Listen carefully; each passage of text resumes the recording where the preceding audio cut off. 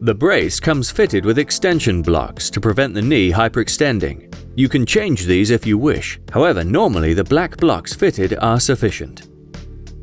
Turn the brace on its side and remove the condyle pad. Undo the screw using a size 2 Phillips screwdriver. Remove the screw and the extension block should drop out the back of the hinge. Select the most appropriate block using the chart and color coding. Place the block into the hinge from the back with the small lip facing down. Line the block up with the screw hole. Reinsert, screw and fasten, making sure not to over-tighten. Replace the condyle pad and repeat the process for the opposite hinge.